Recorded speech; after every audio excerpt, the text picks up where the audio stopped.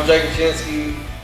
This is my 2008 Chevy Cobalt that me and a lot of my family members helped me build. It's a 25.2 chassis.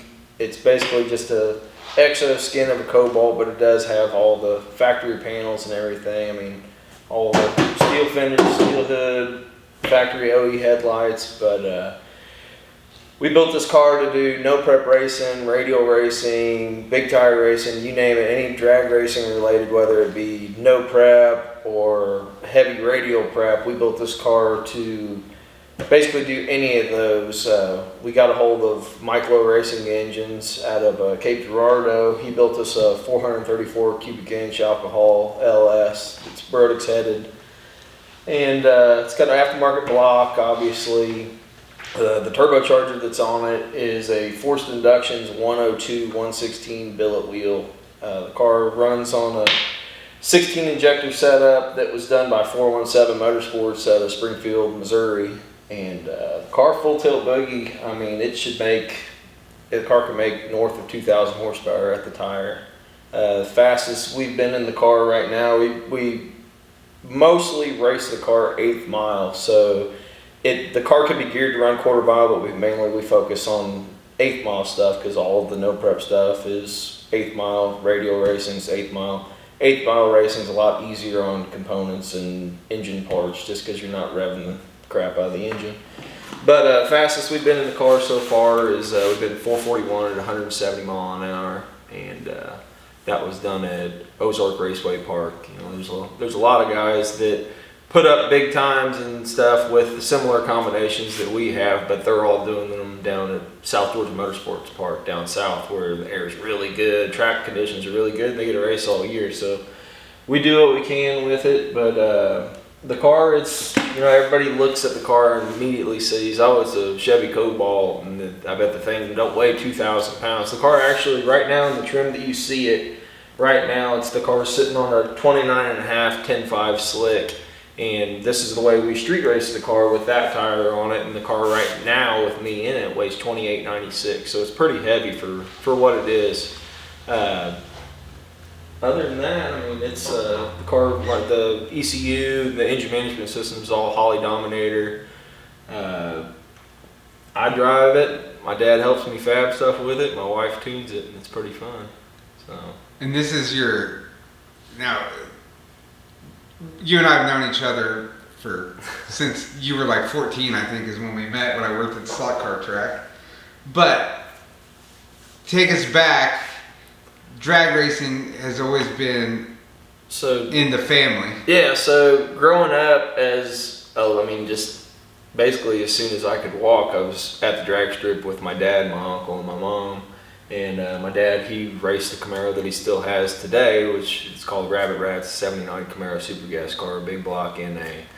And anyway, so growing up at the drag strip, obviously I was fond of being around the hobby and being around the sport. I enjoyed it. And when I turned about, I think it was about 13, my first real motorized deal was my go-kart. And so I got kind of a little bit into go-kart racing. And then after I turned 14, you know, when you turn 14 years old, you're all amped up. I can drive an actual car down the road now. So it was either get out of go-kart racing and buy a junior dragster and start trying to learn how to drag race with a junior dragster, or Dad had the idea of, hey, you can either sell your go-kart, buy a junior dragster, or you can sell your go-kart and we can start focusing on getting you your first car. So I went the path of, I want to build my first car. So my first car that I drove all through high school was this 1972 Nova that we bought from my neighbor.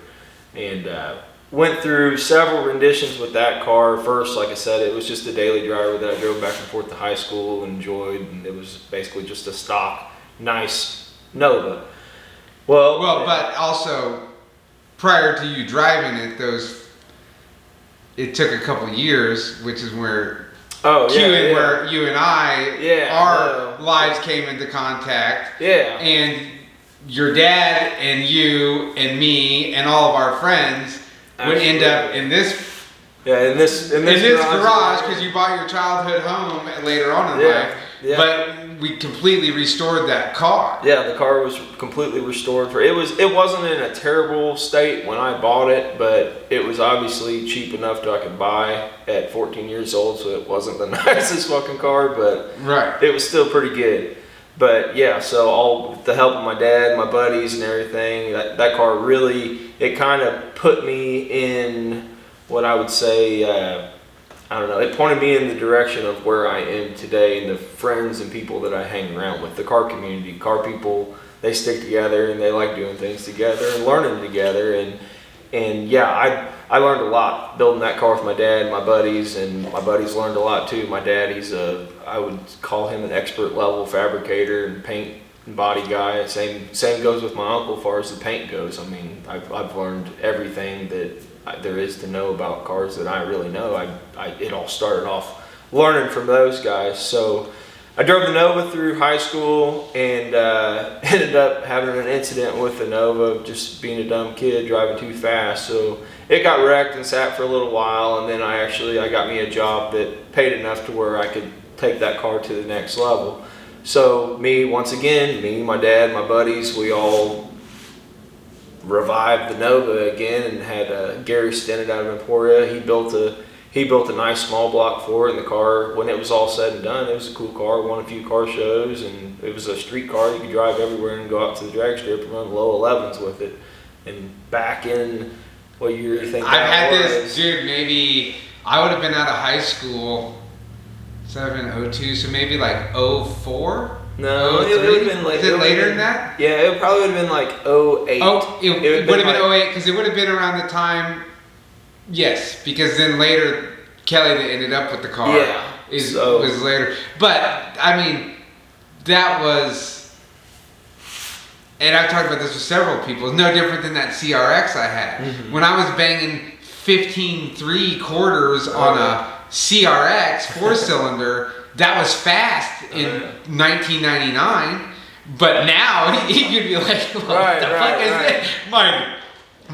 You can buy any car off the lot probably goes that fast. No, absolutely. But I mean, the Nova got my foot in the door, and then we got to a point with that car where obviously with anything, if you're good at something and you enjoy it, you want to take things to the next level and progress. So I got the Nova to a point to where it would really need to be cut up a lot to go any faster and be safe and be a competitive car. So it was either chop this car it was a nice car when it ended up, it was a really when nice it car. was done, and it was either chop that car all up and basically throw away all the hard work that we'd done on the car prior. So I ended up having a guy that kept bugging me about buying it, and I figured, okay, so I went ahead and sold it to him, and then with the money that I made off the Nova, which at the time was pretty good money for that car, this is when the whole turbo LS thing first started kind of becoming popular. So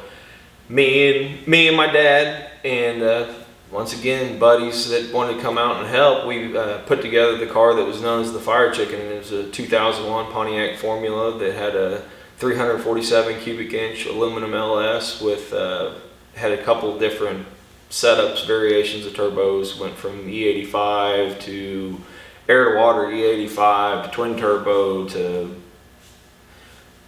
So had that car for a few seasons, and once again we reached a point with that car that it was either cut this nice chromoly cage that me and Dad put in the car, cut it all out, and build that car to a 25.5 60.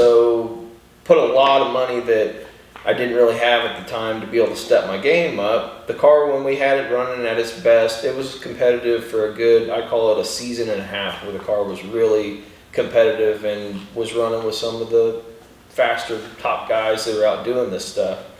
Now you won. That's the car that you guys took on drag week. We did. There was multiple races. The bigger races that we won with that car. What I would consider the coolest thing we won in it is me and my dad took the car on Rocky Mountain Race Week, and we ran the class. It was limited street, and we had to drive the car over 1,400 miles with no support vehicle. and we ended up winning. We ended up winning that race the whole weekend. Driving from, I think we went from first track was Kearney, Nebraska to Bandimere, Colorado to Pueblo, Colorado to Great Bend, then back to Kearney, Nebraska. So I was ready to get the hell out of the race car by the time we finished it all up. Yeah. We had some good luck with that car. It's a very streetable 1100 horsepower car that you could go out and run sevens in and drive it home. Is that 8th mile time? No, that's quarter mile. We were running in the Rocky Mountain. We had the car geared for quarter mile. We didn't get in the sevens with it at Rocky Mountain or anything. I think the class that I was running, we couldn't run any faster than 850, and I think we ended the week with an 856 average, I believe it was, somewhere around there. But won a few other big races with no prep races with that thing.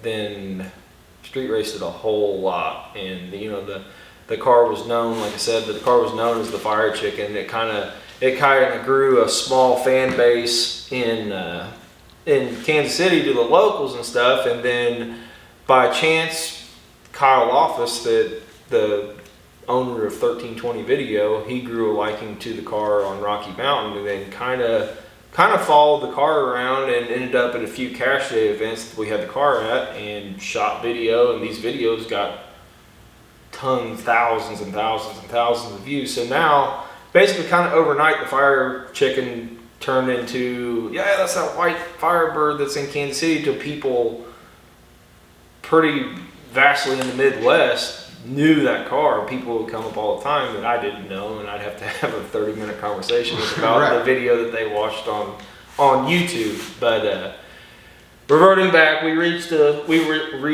limit with that car for what I wanted to do, and it was either get out because of how fast the game was progressing. It was either get out because of how expensive it would be to try to compete at that level, or sell a Firebird for good money while it was still a popular car. Call it. Well, no different. It's like in my industry, it's when you get the car on the magazine. They always told people, old guys always told me, you got 6 months. Yeah. When the cover issue comes out of your car on it, yeah. If you're gonna sell it, you better sell it within those 6 months, because you're never gonna get more for it. So, and I remember that, like, that had to be kind of wild, right? To like, here you are, just some guy who has a love for racing, and who, by chance, your dad is this, like, definitely just this, almost like a savant, man. Like your dad, it's like crazy everything that your dad can do, and do it to like a high level, to being like, oh, well, people all over the world essentially knew your car at that point. Right. Now, the street racing thing, that kind of blew up, in which I've talked to a couple other guys about, just in general, to where it became, especially here, I think, because we don't have a drag strip. Like when you and I were kids, teenagers, we would spend our Wednesday nights KCIR. At KCIR. Right after school, we were loading up in whatever shit wagon you had to go hope that it didn't leak so bad that you could run it.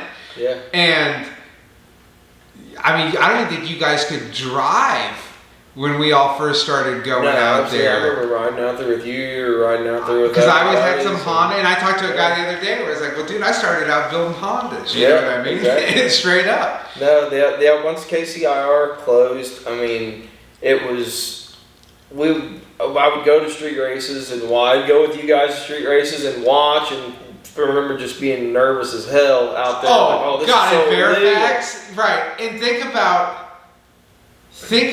back then, like we've talked about, right? Like the speed of the cars. Mm-hmm. Like, dude, what I saw a couple weeks ago when you guys had me out at that event, that if we would have, at 15, we would have been like, oh my fucking, what are we doing? Like, we might as well just go home. We can't. I remember there was a few guys that had like the giant Star chassis sticker in their back window. Or it'd be like a dude had a 5.0 Mustang that had like couple parts on it, and that was the fast car back then. It was. I remember, dude. It was when Wild Man and Shorty, when they showed up. Yeah. The show. They were king ding-a-ling, and those things, those cars wouldn't be. They'd be turds now. Yeah, I think that Shorty will probably watch this and he'd be like, no, I went 8s or something. I think Shorty's car was like a 990 truck, which was fast. Yeah, which is fast back then. It threw down on the street. I'm just saying for nowadays. At the time, those dudes' cars were fast as hell. Oh, absolutely. I mean, and it's kind of cool looking back. I mean, once Casey, I'll back up a little bit. Once KCR closed, that's when, okay, we don't have drag strip anymore, and Topeka's a pain in the ass to go up there, and it just didn't have that laid back feel, so started really kind of honing in on, hey, we'll start street racing, and then that's when I really started kicking it with Toby, and Toby single-handedly changed street racing for Kansas City. I call it by himself. I mean, Toby, he was the organizer of organizers when it came to street racing, and he was that push to make sure everybody kept evolving. Everybody didn't just reach this point, all right, hey, we're all fast as Shorty now. This is good. We're all just going to, no, Shorty kept pushing, inviting people from out of town to come race against us, and oh shit, these guys from St. Louis, they're fast. We got to get on their level. And as these years progressed, when you're in it, when you're involved in it, you kind of lose sight of how quick you're progressing. And because I look back now of what the stuff we would do at the Firebird when we really started first street racing competitively. And I look at those things now, I laugh at the shit that I was doing. I'm like, why would I even think about doing that? And Toby would be, like I said, Toby would just nonstop just push to the point where it would become almost annoying. But now that Toby's passed and gone, I think about it and I couldn't be more grateful for him pushing me. Because if Toby wouldn't have kept pushing, I might not have built something like this behind me. I might have just stuck to my guns with the Firebird and had fun driving it around. But Toby always wanted Kansas City to be put on the map as having some of the baddest street race vehicles in all of the nation. Not just the Midwest, but you hear the phrase Midwest fast, that shit's real. I mean, the guys here in the Midwest, we've done our homework, and from Iowa, Nebraska, Kansas City, you name it, there's within 2 hours of us. So you got Joey Hinkle and you got Ryan Mitchell. They're the two baddest dudes on the small tires on the street. Then I'll put that up against anything. I'd bet money on it every day. And yeah, I mean, when I feel like I've talked to a lot of people that knew Toby like you did, and I feel at some point I've probably met him along the way. You know what I mean? I've always been, though I was in the hot rod scene, I've sort of, because of you and because of this other guy and because of this guy and all these friends, we all sort of got into different things as our main focus, right? So like through that, I've been able to just kind of float from car scene to car scene, which I enjoy because I just enjoy cars. But I think that I was so surprised the other week when, the final race, the guy's truck breaks as he's doing the burnout. So the other guy gets out of his car, comes over, and them two guys fix his truck. Yeah. And then that guy whooped that guy's ass, and nobody was mad about it. You know what I mean? Like the camaraderie. How would you say camaraderie? Camaraderie. Is that how you say it? Okay, I'm not the brightest. But even the entire time I was out there, not one person said a bad word about anyone. Exactly. It didn't look like anyone disliked anyone. And I was just like, man, this is amazing. Like, I really thought this is something special. But it's also, this is tremendous. Like, this is what focus on the positive parts, focus on helping each other out. Don't focus on I don't like that guy because of this. Hearing you say that makes me feel good because that's the whole thing Toby wanted to build. There's street racing, and then I would call there's adult street racing. There's organized, mathematical, hey, we're going to go here, we're going to get this shit done, no spectators, I got 16 cars lined up. When we get to the spot, everybody unload, know who you're paired up with. Nobody behind the starting line. It's organized. And when things are organized, when there's a method to the madness, it makes it a lot more, I mean, you feel, as the racer, you can rest easier. You feel like, okay, hey, we're all doing this shit together. If say the police show up or anything, we all stick together. It's power in numbers. And that's something that Toby really focused on, is everybody working as a family and doing it all together, enjoying it and enjoying what we like. Nobody likes going out and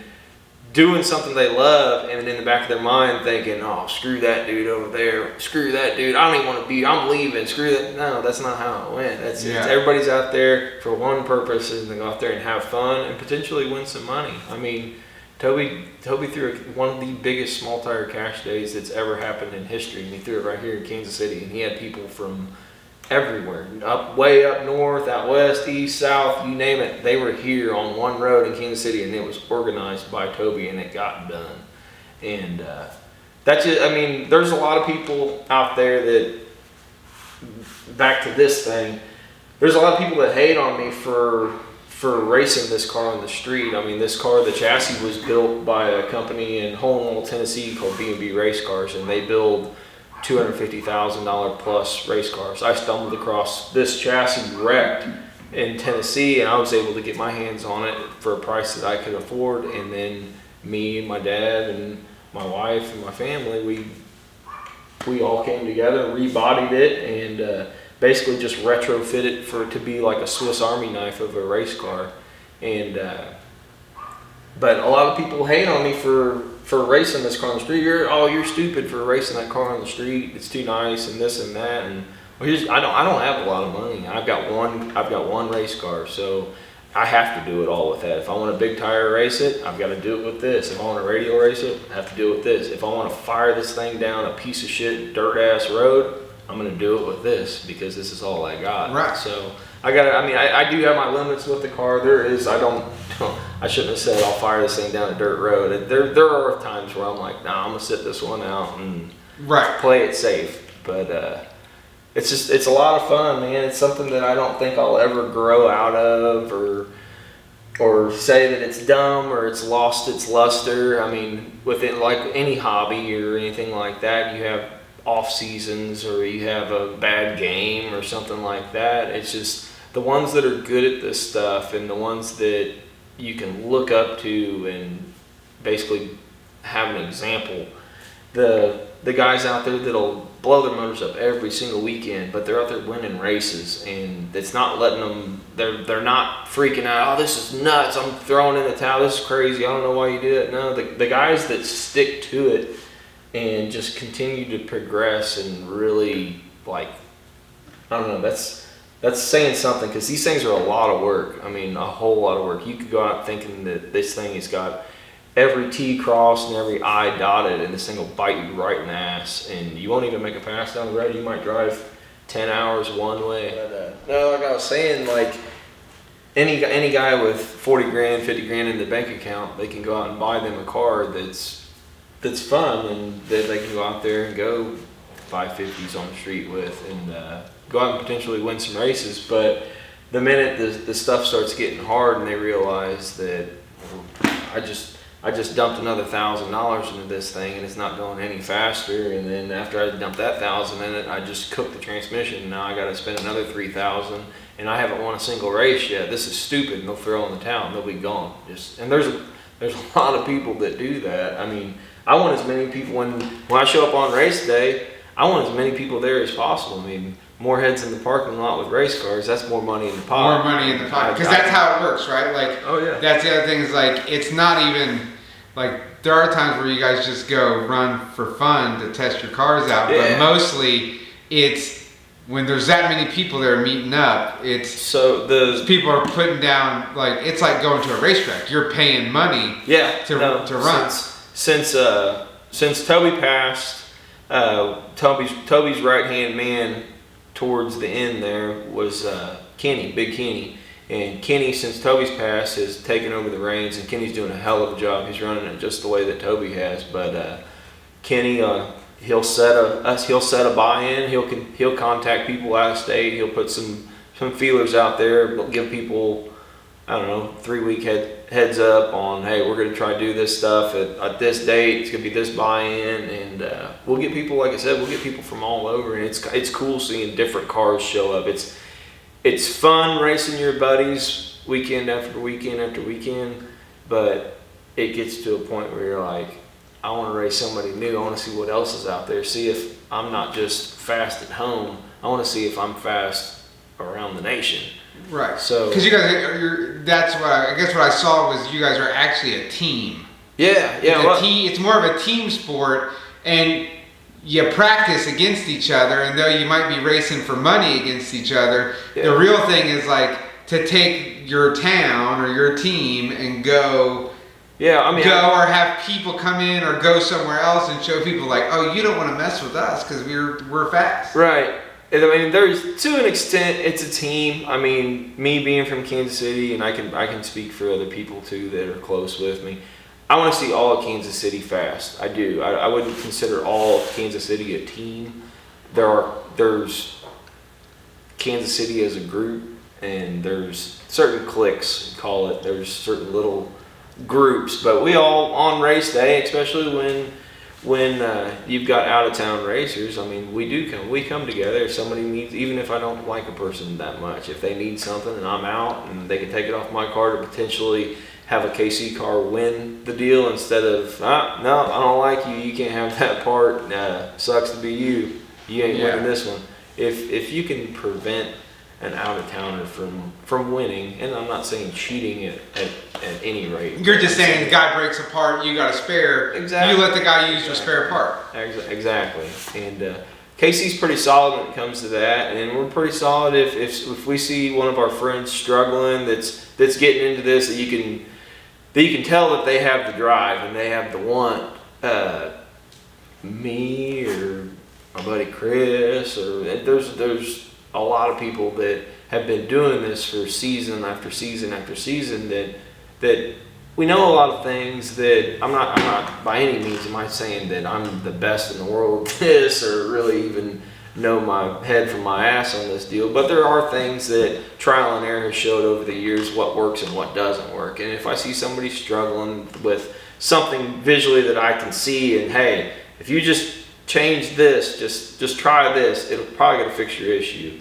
And seeing the excitement out of somebody after something that they've been battling forever, and you go out there and tell them, hey, just try this one little thing, and then they pick up 2/10 and they go 2/10 faster than they've ever been before. Seeing the excitement out of them, that's enough gratification for me. I didn't try to charge them money or anything like that, but it's just a good feeling knowing that, seeing them go faster and knowing in your head, hey, all that shit that I fucked up beforehand, I learned that, and that just proven, hey, that really does work. So doing stuff like that, it makes you feel good, and it's fun. It's fun seeing people go fast. Nobody wants to see anybody go out there and struggle and go slow and fuck up roads and stuff like that. But well, I mean, obviously, you know, your wife is involved. Yeah. And she seems to get a real, you know, in the past we talked a real kick. Like she seemed to really take on to like the tuning part and and doing that, and like she enjoyed it. And then of course your dad. I mean, your dad is like, anytime I've seen your dad out when you were doing like that event at the racetrack, at the speedway or whatever, your dad's like a little kid. I mean, your dad's the same way when he goes help Kevin at the Rumble Drags. You know what I mean? Absolutely. They're like a bunch of teenagers out there, all excited, like it's the first time being in your element. Yeah. Yeah. No, the Anastasia, we started when we first put the Firebird together. It was a stock ECU car that I had. Ryan Mitchell, the first turbo setup in it was tuned by KC Max Performance, and we had fun for a while, and then we wanted to progress with times, and everybody's getting standalone ECUs and tuning their stuff themselves. So at that time we got hooked up with Scott Clark, and Scott Clark came out and helped us wire in the MS3 Pro on the Firebird.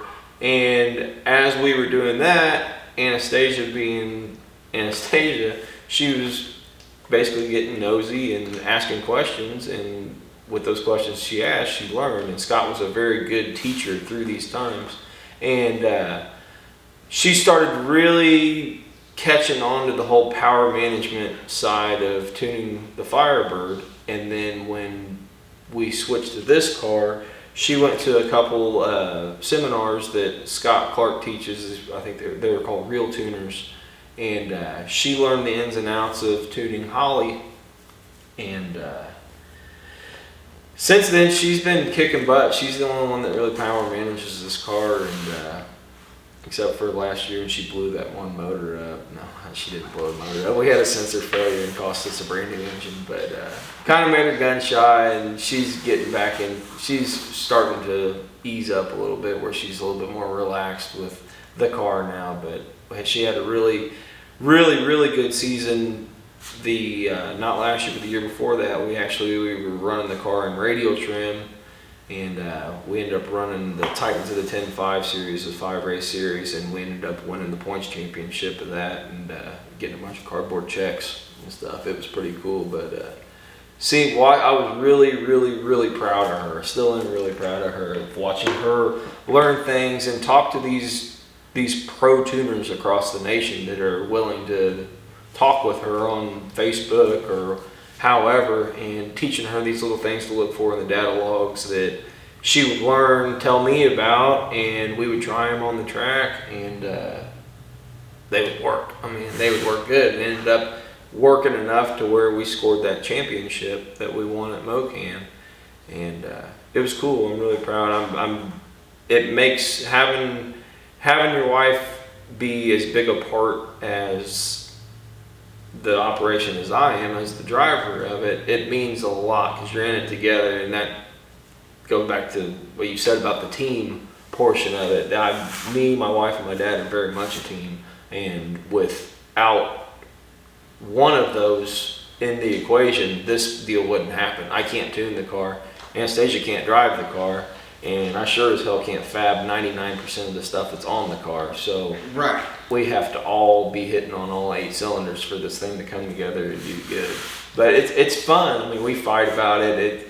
There is battles that come along with it with two people that are very passionate about one hobby. We form our own opinions on the way things should be handled or ran on the car, and it can get tough at times, but we work through it, and most of the time it works out in the good favor of the car. So yeah.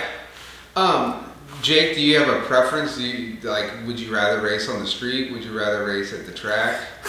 We're gonna get or I should say, do you have a favorite spot? Not that it's your preferred way of racing. Like, is there a favorite spot, whether it be a track or a stretch of road that you've raced on that? The favorite spot is gone. There used to be a road that some people call the Wall, but the OGs, they know it as Richland Avenue, and it was down by Speaker Road. It's just south of Speaker Road is Richland Avenue, and we've had some really nights that I do what KCK. Yeah. And there's nights that I'll never forget down there. I mean, there's been so much cool stuff that's happened, just memories that are just burned in my mind that really lit a fire under my ass to really enjoy street racing and learn a lot. We learned a lot on that road. I mean, it was an asphalt road, and we got cars going fast down that road for it being asphalt. But as far as what do I prefer, I mean, I love going 170 mile an hour in this car, so the track is really fun, pulling big G's off the starting line, and the thing is just making as much power as it possibly can. But they're two different things, really, right? I enjoy, I can put it this way. I enjoy the speed and the acceleration of radial racing. There's no other feeling in the world letting off the button of a car and you literally feeling your neck set back in the car, and just the whole remember the phrase, you tape $100 bill to the dash, I bet you that $100 bill you can't grab it. I would bet any amount of money that you're not going to be able to, if this thing on a 430 radial pass, you ain't going to lean forward and grab shit, because that thing is trying to rip you out of the back of the car. It's going so fast, and pulling so hard. So far as the aspect of that, I love that part of it, but the atmosphere, the more laid back, outlaw street racing is a lot of fun. Yeah. You're not going to get that feeling any other way. I mean, the closest that you could come to it would be no prep racing, but even that's kind of lost its glam a little bit. There's just, I mean, no prep racing after, there's a lot of variables that, I don't know. It's fun. I love no prep racing. I'm gonna try to go to a no prep race this next month and hopefully take home some money. But I'd say the speed of radial racing's up here, and then the camaraderie, and the and atmosphere of street racing. yes, you're gonna make a lot of friends street racing. You're gonna make a lot of great friends radio racing too. But you get to the point where radial racing, if you're Coon Daddy Fat Sacks and you got a whole bunch of money, you're gonna have a fast hot rod, and you're gonna be really hard to beat. Well, Coon Daddy Fat Sacks might show up on the street with his $400,000 race car and get his shit pushed in just because he don't have the know-how, and you don't know how to drive the car that way. Yeah, the what levels the playing field is that road that you're racing down. I mean, right. You're not racing on flypaper, so you gotta. There's more than just flooring it. And that's always been. We have to know how to drive, right? It's sort of like the dirt track and F1. Like, oh, absolutely. You know, they're two different things. Yep. No, absolutely. Yeah, there's things can go. Street racing is dangerous. There's the main thing that scares me about street racing is hitting stuff that is off the side of the road, whether it be a fire hydrant or a pole or tree or any of that. But I will say in street racing, racing the car on the slick, the car seems a lot more predictable on the slick, because on a slick, you can feel the car start to lose the tire, and you can pedal the throttle, you can whack the throttle, and sometimes it'll gather the slick up or it'll hook back up and you can drive out of it. Well, anybody that's radial raced knows that radial, you don't slip the tire at all. And if for some reason, say the car's at the 330 mark and it's making 2,500 horsepower, landing all of it, and for whatever reason you say you top a shock out or get into a little bit of fluid on the track, when you zip a radial tire, it just instantly RPMs to the moon, and the car just, it's like it's on glass. So yeah, stuff in radial racing happens really, really, really fast. But so that's sort of risky business on the street then, doing radial racing like that. Well, I don't think the way that radial racing is set up, so you can never do it on a street. Right. There's so much effort that goes into the track preparation of a radial deal. I mean, as far as scrubbing, scraping the track, then spraying it, and then taking the rotator and rotating it in, and just basically pushing all that glue and all that rubber into the surface where, I mean, you can walk across the starting line of a good radial race and you'll walk out of your shoes. It'll pull your shoes off. Right. So I've been on a few roads that we've street raced on that it gets to the point after all the different traction compounds and stuff that people lay out that there's some good roads out there. It seemed where we were at, the road was pretty sticky there. Like, you guys use it a lot at the start. Yeah, that's one of our only spots that we've got right now in Kansas City, unfortunately, just due to the fact of the world changing and roads getting closed down, and like our OG road, Richland Avenue, the wall, I think the railroad actually bought that property. They cut big, huge grooves in the road so you can't race down it no more. Now it's got these big, huge rumble strips that are cut in it, which sucks, but part of it's all these things, they come in waves. You'll have a good road for a little bit, then something will happen, kids will mess it up, and then we'll find a new spot, and then the kids will end up messing it up, and it just, if you've got what Kansas City has is people with charisma that want to, hey, we got to keep this thing going. We all enjoy this. Even people that spectate, that come and ask, hey, is there anything I can do? Yeah, pick up trash. If you see trash laying around, pick up trash. Right. Throw in a trash bag. There's people that just love being a little bit of a part of it. Just if you don't have a hobby or anything like that, this is your hobby. I mean, if you can be part of the street racing family, that's what's cool. I mean, but also if that 18, 15-year-old kid that's asking what he can do might get him a job and go get a car and be right out there, like Jackie Bird that Harold and I knew when we went out there. Like Jack, you know, same thing. He's just a young kid. People forget that he's pretty young. Yeah, he's like, you know, he's out there and he's trying to do it. Yeah, no, he definitely has that spark to where you can tell if he stays with it, he's already talked to me about he's wanting to go faster already. Oh yeah, for sure. And which is cool. I love seeing people getting fired up and build new things and have new people out on the street or on the track, whatever. Just the bigger the racing community could be in Kansas City, the better, because we need another track. and we talked about cost-wise. I mean, in past years you've had sponsors. I imagine you still have some sponsors. I've got some really, really good sponsors that have helped me over the years. I mean, one of my main sponsors, 417 Motorsports out of Springfield, Blake Hughes and his wife Danny. They've really helped, not just with helping us on the price of parts or making custom parts for us, but more so basically pointing us in the direction, hey, we've been down that road, you don't want to go down that road. Do this, and trust me, this is going to be the way to do it. So I'm super thankful for Blake and Danny. And then another sponsor that I've got is Mike Lowe Racing Engines, man. You can kiss my ass. There ain't nobody can build an LS motor better than Mike Lowe, and I'll bet any money on that. And where's that guy out of? Cape Girardeau. Okay. It's a drive. It's from here. It's about 5 hours. Yep. But another sponsor that I picked up here a few years ago, that David and his wife, they're just saints, and that's D&J Components. They build my transmissions, and there ain't nobody's gonna build a transmission better than them either. Fight me. I promise you, they are the baddest of the bad. But they helped us out a whole lot. They're just a family that give you the shirt off their back, even if they gave you one shirt, wouldn't put on another, and you asked for another, they'd give you that one too.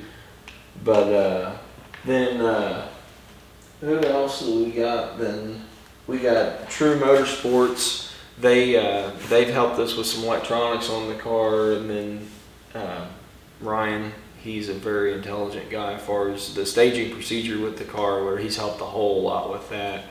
And then my good buddy Justin Heckman that owns Jay and Granite. He's a racer himself, and he knows what it takes to go out there and be competitive, and what it takes, and the little bit of help that he helps with. I mean, it goes a long way. It goes a whole long way. A guy that I met when we very first started racing competitively with the Firebirds, a guy named Tom Sewell that owns Fuel Injector Development. He's been a sponsor since we had the Firebird. I mean, anything that we need or questions, Tom is a phone call away, and he gets right on it, and he's pretty awesome. But as far as, now that being said, you didn't start out with that. You earned these people's trust, and they were probably, I imagine for most of these people, you were a customer before you were ever sponsored by them.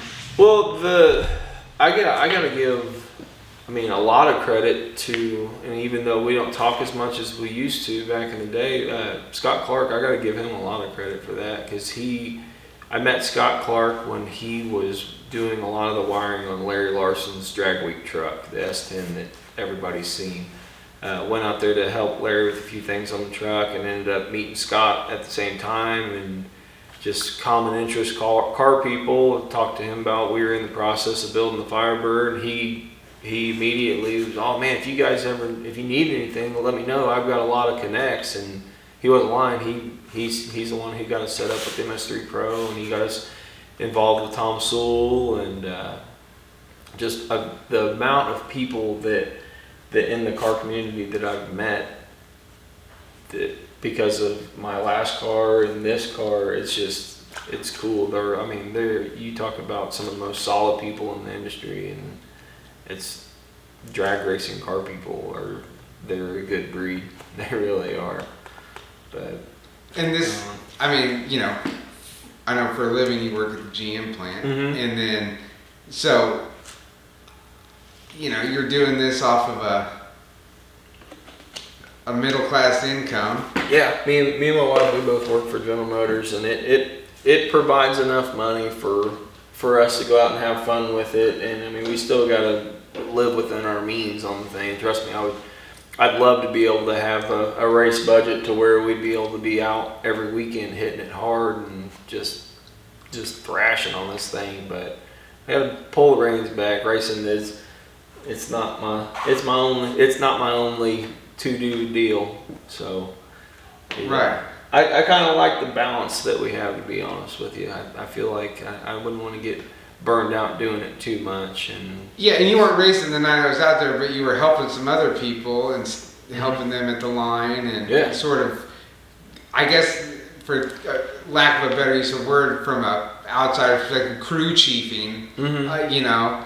And it seemed like you enjoyed doing that just as much as you do racing. Absolutely. No, I love, like, one of the guys that I help with a lot when he asked me to help is my good buddy Chris with that blue Trans Am. Chris's car it's basically got same style motor and turbocharger that we've got on this car, and Chris's car is a brutally competitive car. But you get this sense of security when you got your homies with you that you trust, that you know that, hey, they're going to be looking for leaks on the car when you're staging the car, or they're going to make sure you're in the groove, or they're going to make sure there ain't no parts falling off the car. You, as a driver, you get this sense of, like I said, this sense of security where you can focus more on the task at hand of driving, cutting a good light, not driving stupid, feeling things in the car, listening for things, and you don't have to worry about, oh man, I hope they didn't pull me back in my prep, or I hope I ain't got a fuel line off this thing. It's just chugging fuel out, everything's gonna catch on fire by the time I get halfway down the road or the track or whatever it be. But yeah, I do, because when you're close friends with somebody that's got the same hobby as you, you're gonna want, if you're not racing, and even if you are racing, you want to see them win. You want to see them do good, because I mean, happiness in a pack is a beautiful thing. It creates this vibe that everybody's clicking together, and it's a whole lot of fun when it's your night and you started, hey, we're in 5 rounds to win this deal, and say the race started at 10 o'clock at night, and here it is 5 in the morning, you're in the finals, and you're like, damn, we just slaved on that bitch all night, and we're getting ready to win this final. And if you win it, I mean, dude, it's the first big race that I won that I just was overwhelmed. I started crying. I won the Ignite, what was it called? Ignite Nationals. It was in the Firebird ethanol Nationals, whatever, at Kearney. But I went out there on a whim.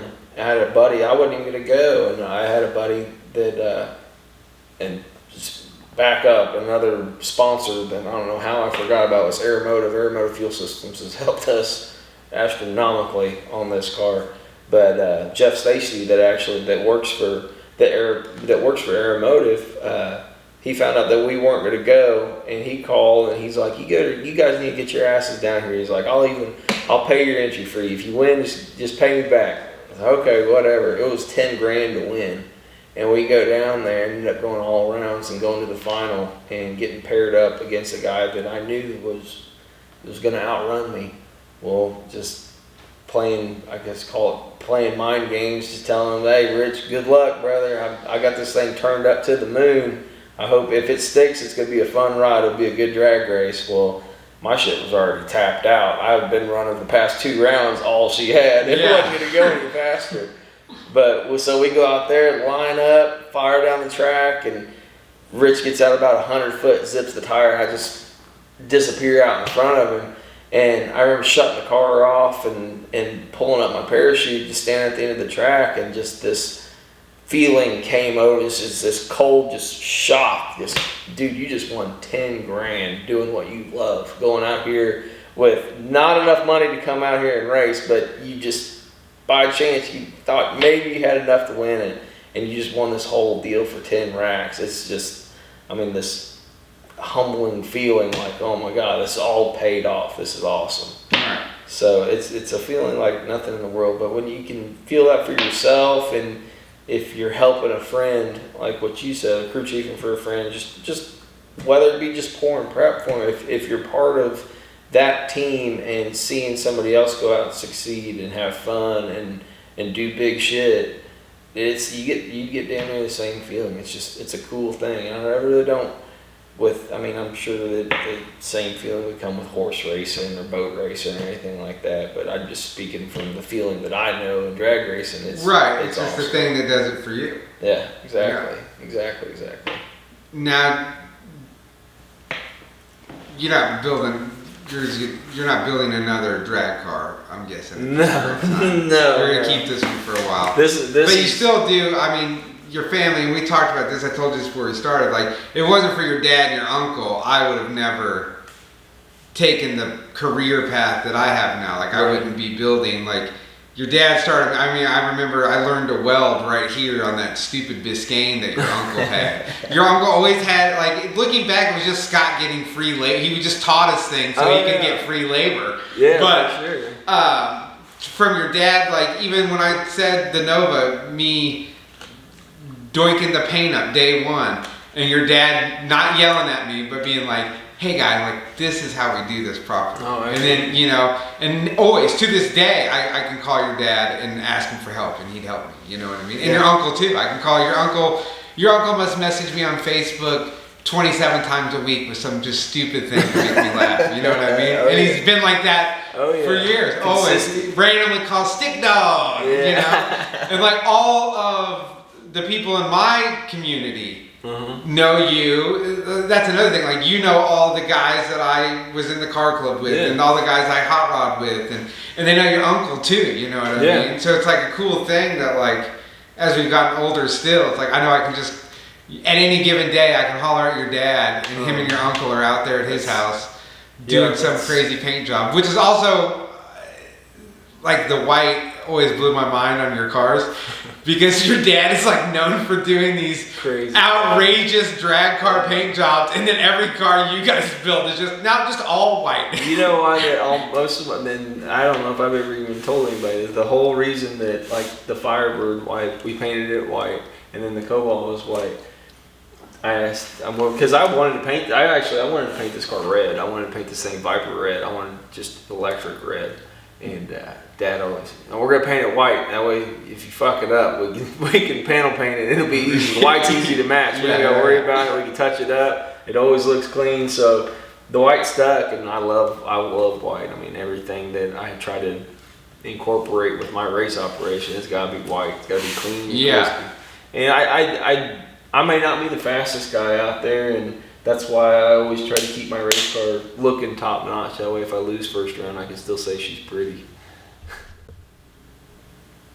Yeah, and then also, not just that it's clean, but it's also like when you look inside, your dad wouldn't let you roll out there in something that was like half done. Like, your dad finishes everything to the detail. We built this car from me driving to Hohenwald, Tennessee, and buying this bare tube chassis that was sitting on a crate. We built this car from that to what you see here.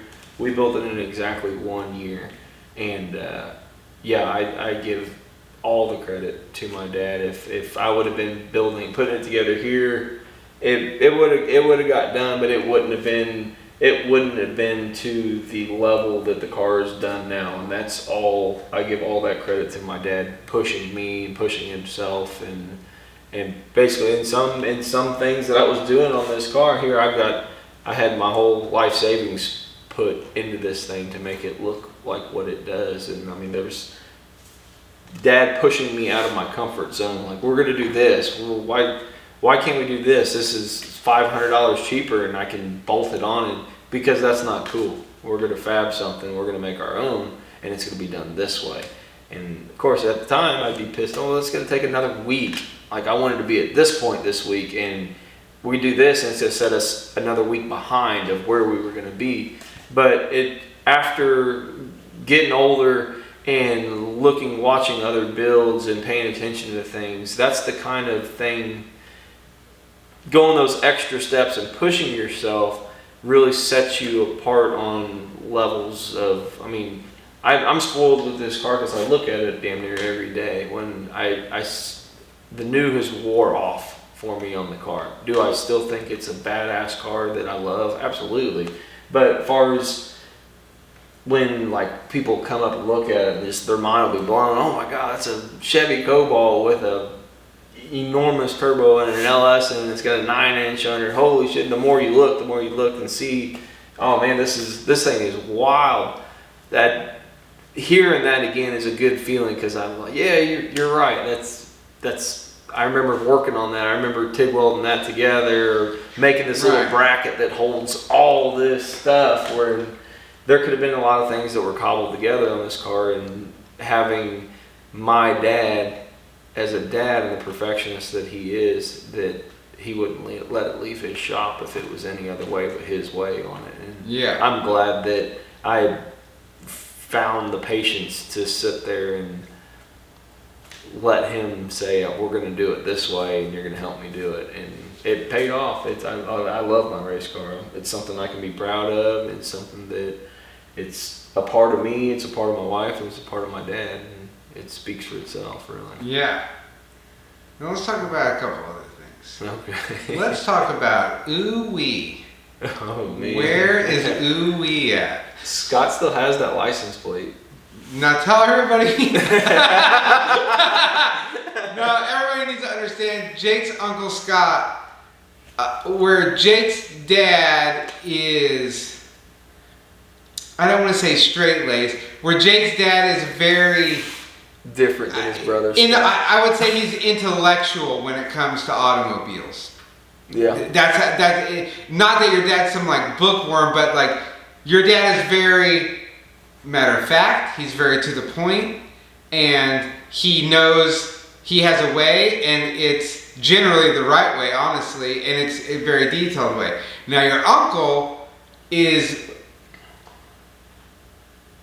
like, he's like the uncle that showed up on a sitcom when we were kids, like a whirlwind, and he comes in with a $20 bill. Absolutely. And he's telling you some wild thing the minute your parents aren't looking. Or he's getting you to take a bunch of photocopiers and throw them in your buddy's mom's yard, or whatever the hell Scott used to get us to do. But he had a license plate. Yeah, so in easier terms, my dad's a car snob. If it's not what he thinks cool, he ain't gonna pay no attention to it at all. Scott, his brother, my uncle, on the other hand, he thinks everything is cool. Yeah. And that's cool. And that's a really cool thing about Scott, is he can appreciate, no matter if it's a Honda or if it's Fiat. It's a 91 Lincoln Town car or a 57 Chevy that's bagged out laying on the pavement. If you rolled up in it, it's going to be, that's a cool, you got a cool ride, man. I like it. No, the license plate. No, when we were younger, Scott was doing, it was that El Camino, wasn't it? Yeah. This was the most hot pink that you can picture El Camino. Covered in spades. It was the Ace of Spades. The Ace of Spades. It was called the Ace of Spades. And, God. It was so gaudy looking. It was a lowrider from probably the 70s or early 80s, probably like the late 80s that got built. Early 90s. And the guy decided, it was right at the big wheel thing started, so he decided to donk it. Yep. But then at the same time, he was putting some ridiculous, like 800 horsepower 383 stroker motor. It was something ridiculous. But the coolest part about this car had candy paint, and it had probably it was probably the coolest, like, thinking back, it would have been like the craziest car we had probably been that close to. That was a finished, like, that car was probably in Lowrider magazine if we went back and looked at the issues. Maybe. Yeah, you might be right. But they had the running joke with that car is it came with this, you know, at the fair you can get those license plates that are shittily airbrushed. Yeah. And we found this license plate in the back of it. It said, ooh wee. And the two of the O's, they were brown. And it was It was it was just a silhouette of No, it was a lady. It was a lady's ass was the middle O's. Yeah. That was the license. The O's were her ass cheeks, and oh my God, it was the funniest thing ever. This license plate floated. I bet it was on. Your uncle would just put it on somebody's car, and you knew if you got it, you couldn't take it off. Right. Because Scott was going to take it off and put it on somebody else's car. It was on the Vega for a while too. and that's something I've talked to people about, is that up until that point, that your dad, I would never dare go for a ride in a car like that with your uncle. Yeah. But I went with your dad one time in the old Good Vibrations, and I remember we came right up 7 Highway, and that was right before we blew the motor up in it. Yeah. But I remember that being probably the fastest car I'd ever ridden in. Yeah, back in the day, the old double hump headed 383 that was in that thing. I thought it was pretty spunky. Oh, I thought it was so cool. I thought dude, to this day, that's probably why I like etched glass. But Vega wagon, it just said Good Vibrations down the side window. But again, it's like this weird thing where like your dad would always have something, like he always had the Camaro, or he'd be working on a thing, or he had the T-Bird. Mm-hmm. Then I sold him that Jimmy that he later like redid all crazy. Mm-hmm. And like your dad always had these like finally finished off things. But your uncle would just have 10 different cars at a time, and they'd all be cool in their own right, but they would come and go, and it'd be this thing. Then he had that FXR we painted, then he had this thing, and Scott has, through the years, Scott has had a bunch of different oddballs, some cool, some not so cool, but the ones that he holds dear to his heart, he holds on to them. He don't get rid of them. And does he still have that Pontiac? He still has the Pontiac, but the car that he holds dearest to him, and that's the car that I remember thinking it was probably the first car that I thought to myself that's a really cool car, and that's his Chevy 2. His first car that he ever had. Yeah. He still has a Chevy 2, and that car was finished in I believe it was the early 90s, and that car was finished to a level that still, I think, at car shows and Super Chevy shows, that I think would still win awards today, because Scott is still to this day, Scott is a phenomenal painter. And this thing, I would put it up against the paint job that's on this. This tells how old it's been since it's been painted. This thing was probably painted in '90, and it's got the most beautiful single stage paint job that I've ever seen on it. That it's just got depth for days. And so, I don't know, like reverting back, I'm very fortunate to grow up around the guys that I did and the culture that I grew up around to know these things. I can't do all of them, but I know enough about things to get me in trouble where I can give all that credit to my dad or my uncle teaching me these things, or me just being around when they were doing something and just paying attention and just being a sponge.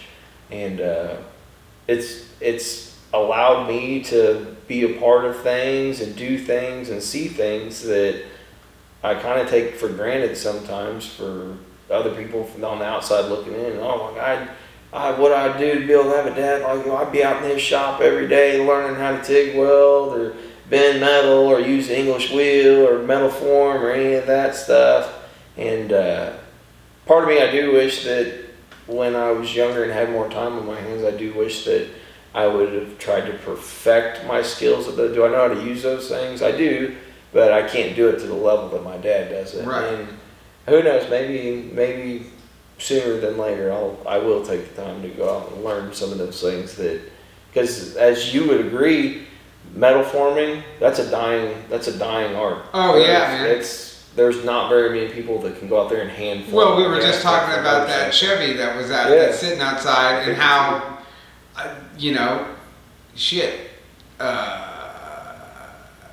14, 15 years ago, I probably made them back panels on that thing. Oh, yeah. You know what I mean? At your dad's shop now. You know what I mean? Maybe it wasn't that long ago. It was a long time ago. Super long time ago.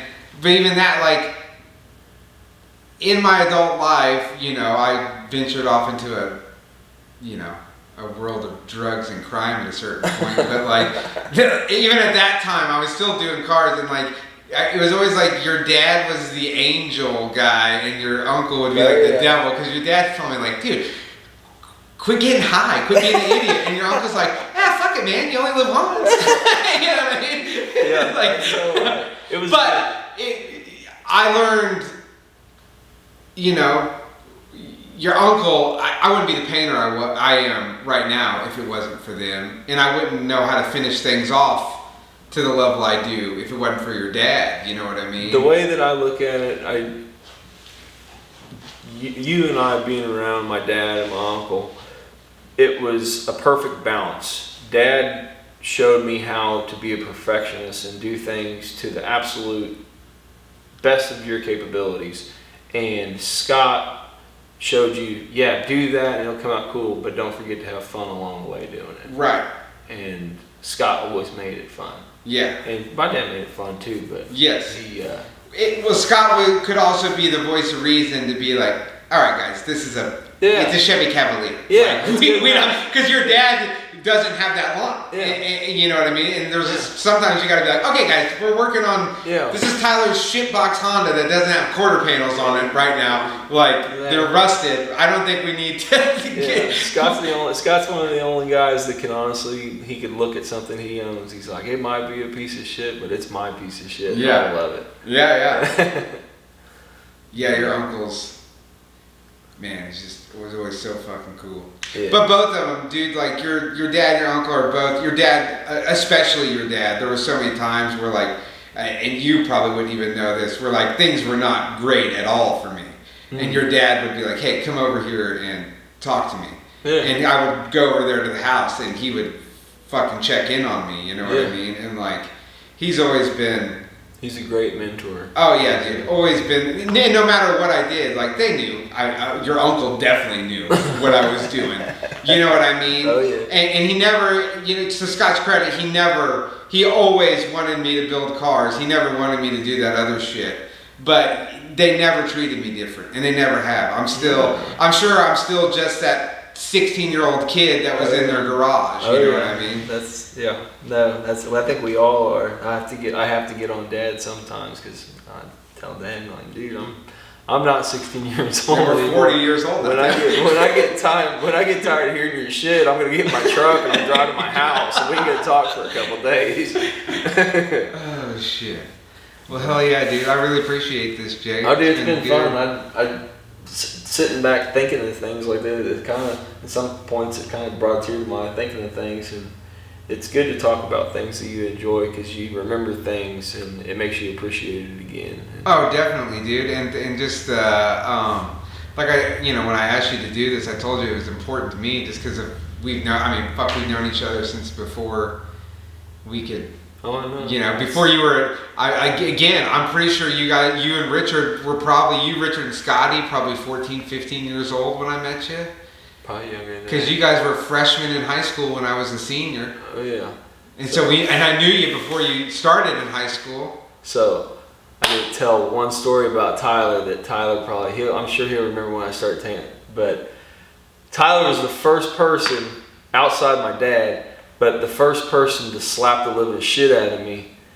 You remember that? So, hanging out with a buddy, me and Richard, hanging out at Richard's house, Tyler was talking to some girl or somebody that lived on the same street as Richard. And we had the idea that we were going to put Vaseline under your door. I do remember this. And here, I thought at the time Tyler was, because you're how many years older than me? Or you? I'm 39. I'll be 39 this year, so I'm like 4 years older than you guys. Yeah. So here, been hanging out with the upperclassmen and stuff, thinking we're cool. We're hanging out with the older class and stuff, and we're into cars. And Tyler was into cars, had the slammed Honda, and hanging out with Richard.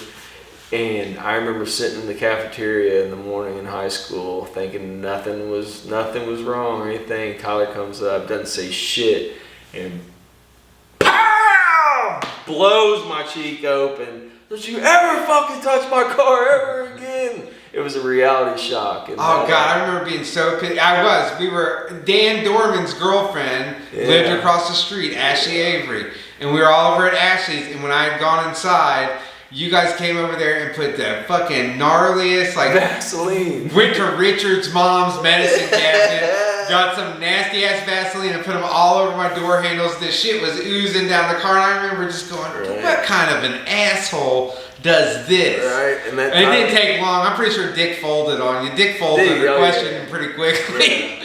I told Richard, he didn't remember this. The funniest thing I ever remember over there on that block was I used to, you know, because Dick always had some car in his basement that he was trying to build, that's Honda. He had the Camaro, but he had a Honda, and we were over there one time, and Richard had this car stereo amp, and he's like, I need to see if this works. I'm like, well, we gotta like put some wires to it and put it to a battery and shit. And he's like, no, man. And he took his mom's not home, right? Because Richard's mom's working nights or something.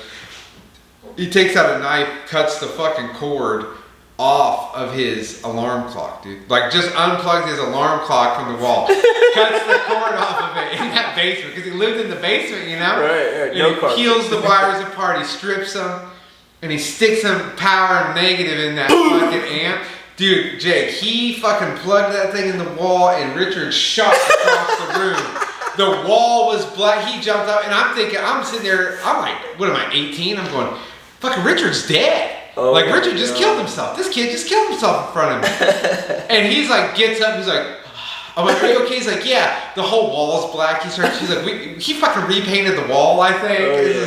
He was scared to death of his mom. Oh, God. Still is. Old Richard, yeah. No, that was a valuable lesson that when Tyler slapped the shit out of me, you never fuck with people's cars. Yeah, we never really did that stuff when we were kids, man. We didn't really mess with people's cars.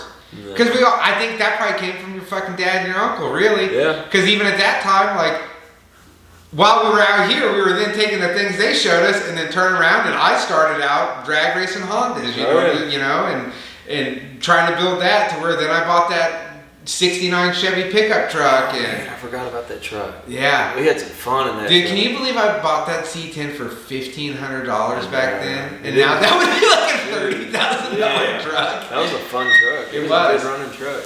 It was. That was a fun. Dude, we always had cool stuff. Everybody. Yeah. It was good times. Fuck yeah. Yeah, dude. Well, I appreciate it. Love you, bud. Yeah, love you, man. This is fun. This was a lot of fun. And we'll, I know you're not a big social media guy, so I don't think, maybe, are you on Instagram or anything? I'm on Instagram and Facebook. What's your Instagram? Salty Cobalt 87. Okay. Well, find Jake on Instagram. Look him up on that 13. If you just type in the Fire Chicken or Fire Chicken or Jake Hachinski online, you'll see some footage of the cars running, and I'll see if I can get some to put up on here. Yeah. Hell yeah, dog.